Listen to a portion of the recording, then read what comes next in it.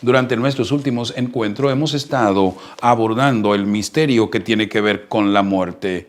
Y la manera como Dios ha trabajado con el asunto de la muerte es una manera muy sabia, muy divina, muy de Él. Y obviamente no está ligada a nuestras ideas, a nuestras presuposiciones, sino a su sabiduría. Y saben que utilizando al profeta Ezequiel en el capítulo 18, verso 32, en donde nos dice lo siguiente: porque no quiero la muerte del que muere, dice Jehová el Señor, convertíos pues y viviréis. El proceso de la muerte es un proceso que no está bajo nuestro control, pero que sí está bajo el control del Eterno. El enemigo había llevado al hombre a la muerte y a la muerte eterna, pero para esto apareció el Hijo de Dios, para destruir al que tenía el imperio de la muerte y darnos libertad, darnos la oportunidad de tener la vida eterna. Y el Señor dice aquí: no quiero que el que muere, muera. No quiero que pase por la experiencia de la muerte eterna, sino que se convierta, dice Dios, y entonces Él vivirá. Hoy hablaremos acerca de este deseo de Dios para que nosotros podamos tener acceso a la vida. Cuando hablamos de esta vida que Él ofrece, es de una vida plena, pero también de una vida eterna. Y allí en el libro de Deuteronomios nos muestra cuál es su plan, cuál es su decisión. A los cielos y a la tierra llamo por testigos hoy contra vosotros, que os he puesto delante la vida y la muerte, la bendición y la maldición. Escoge, pues, la vida para que vivas tú y tu descendencia. Dos aspectos son importantes en este versículo del libro de Deuteronomios. Por un lado, todo el universo está siendo testigo de la manera como Dios le está dando el tratamiento al pecado y a la solución de este. Sabemos que el pecado trae muerte, trae enfermedad, trae destrucción. Y sabemos que quien está detrás de esto es el diablo, es el enemigo. Pero aquí Dios se dirige a cada uno de nosotros y nos dice: no está en el diablo, está entre ti y mí, que puedas aspirar a tener la vida, que puedas aspirar a morir y a vivir, no a morir y a morir. Y es que Dios quiere abrirnos los ojos. ¿Saben? Satanás le dijo a la mujer que los ojos de ellos serían abiertos cuando desobedecieran a Dios y entenderían lo que era lo bueno y lo malo. Sin embargo, lo único que estaba haciendo era disociar, era enredar, era confundir sus sentidos. Pero Dios quiere abrir nuestros ojos para que escojamos los caminos correctos. Dice el libro de Proverbios en el capítulo 16, verso 25. Escribe el sabio Salomón: hay camino que parece derecho al hombre, pero su fin es camino de muerte. En la ignorancia, en las tinieblas, el enemigo trabaja confundiendo con medias verdades y yendo específicamente a tocar el punto de que nosotros tenemos poder para tomar las mejores decisiones. Claro, las mejores decisiones las podemos tomar cuando no seamos confundidos con Él, cuando no tengamos alianza con Él, cuando no seamos rebeldes a Dios. Tendremos acceso a tomar las mejores decisiones cuando con humildad nos acercamos a Dios.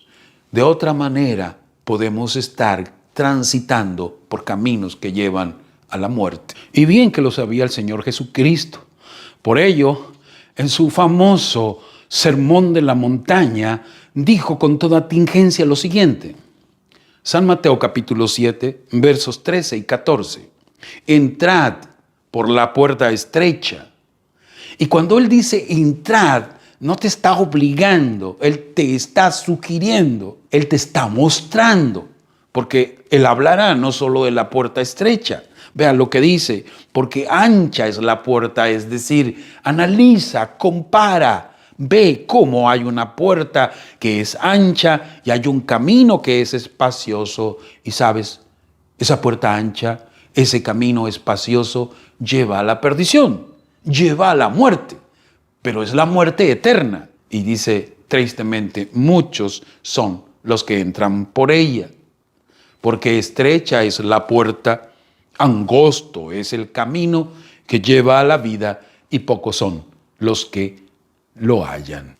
Y yo quiero que tú y yo seamos de esos pocos que lo hallan, de esos pocos que con humildad entienden el plan y el propósito de Dios para rescatarnos, para salvarnos de la muerte eterna. De ese Dios que nos dice, yo quiero que los que mueran no mueran, sino que se conviertan y tengan vida, vida eterna. ¿Y con qué nos topamos? Nos topamos con la realidad. La misma realidad que el apóstol Pablo menciona en el libro de Romanos, en el capítulo 7, en el verso 24. Cuando él nos dice, miserable de mí, ¿quién me librará de este cuerpo de muerte? No reine, dice el apóstol, pues el pecado en vuestro cuerpo mortal, de modo que lo obedezcáis en sus concupiscencias. Es decir, si nosotros elegimos vivir en el pecado, nuestro cuerpo se convierte en un cuerpo mortal. Y entonces, dice el apóstol, somos miserables. ¿Quién nos puede librar de este cuerpo de muerte? Para ello tenemos que ir entonces a considerar las palabras de Jesús que se encuentran en el Evangelio según San Juan, en el capítulo 12, en el verso 24, que dice lo siguiente. De cierto os digo, que si el grano de trigo no cae en la tierra y muere, queda solo. Pero si muere, lleva mucho fruto. Aquí el Señor Jesucristo nos está mostrando la manera como nosotros podemos colaborar con Él para que los que mueran no mueran. Aquí nos está mostrando cómo podemos conseguir y lograr dar mucho fruto, es decir, poder tener acceso a lo que es la vida eterna. Veamos cómo el Señor lo quiere hacer. Capítulo 2, verso 20 del libro de Gálatas. Allí el apóstol Pablo nos dice lo siguiente. Con Cristo estoy juntamente crucificado. Ya no vivo yo, mas Cristo vive en mí. Permíteme un momento explicarte esto. Es una elección y una decisión de cada uno de nosotros ir a estar crucificados juntamente con Cristo.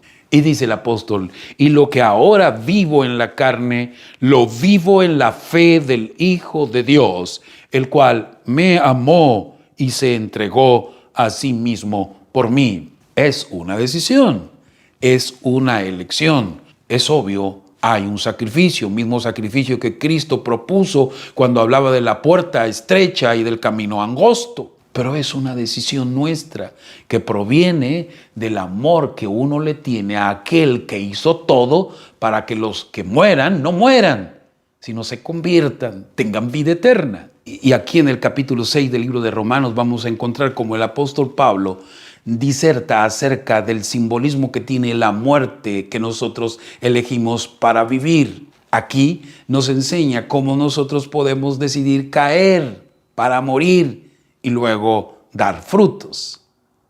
Como lo decía Cristo en la metáfora del grano de trigo. Capítulo 6 de Romanos, versículo 1 en adelante. ¿Qué pues diremos? ¿Perseveraremos en el pecado para que la gracia abunde? En ninguna manera, porque los que hemos muerto al pecado, ¿cómo viviremos aún en él?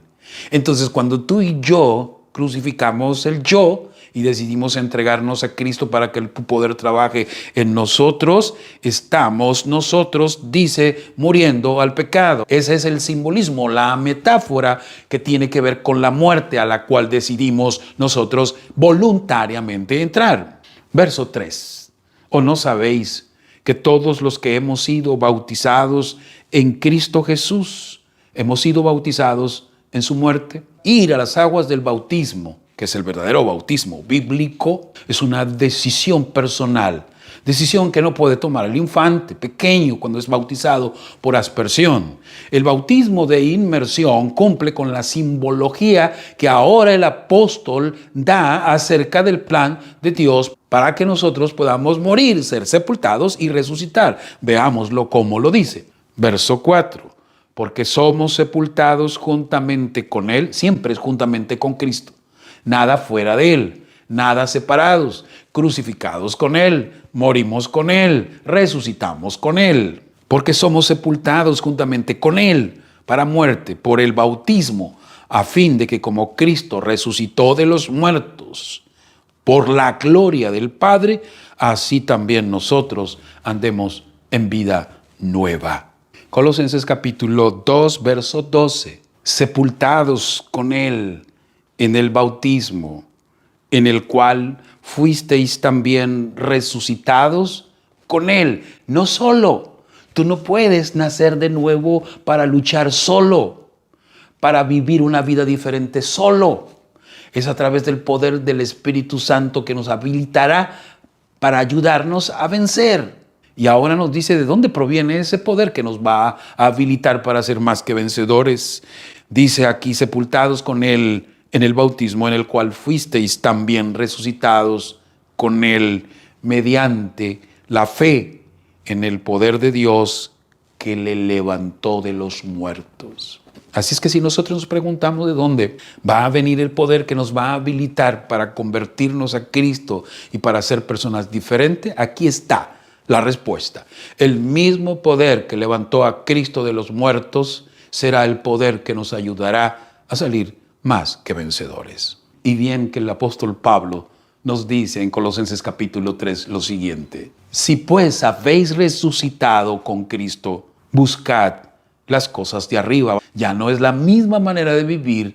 Nosotros ahora estamos en comunión y conexión con aquel que nos puede dar el poder para vencer. Porque habéis muerto, dice el verso 3, y vuestra vida está escondida en Cristo, en Dios.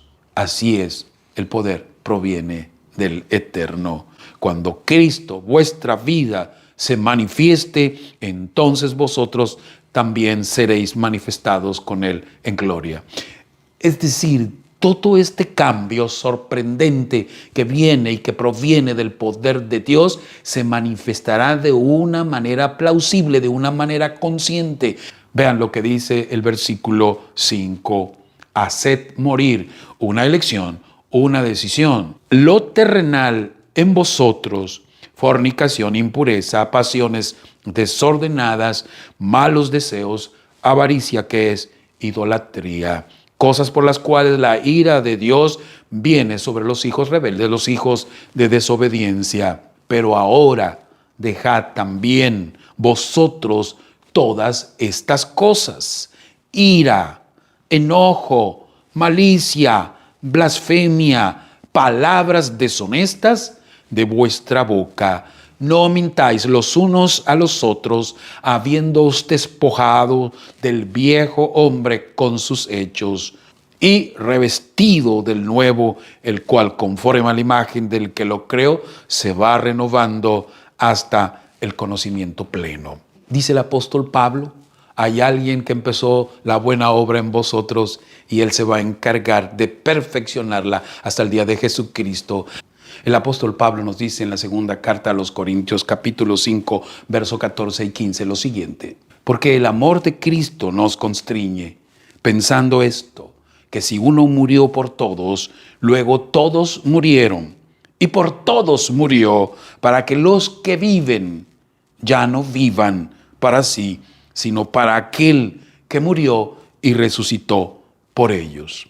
Así es, queridos amigos y amigas, habiendo tomado la decisión de crucificar el yo, morir al pecado, ser sepultados a través del bautismo y resucitar cuando nos levantan de lo profundo del agua donde nuestros pecados han quedado enterrados, nacemos para nueva vida, para novedad de vida, para dar frutos. Y saben, de aquí en adelante la motivación perfecta será el amor que le tenemos al Señor, será que viviremos para Él.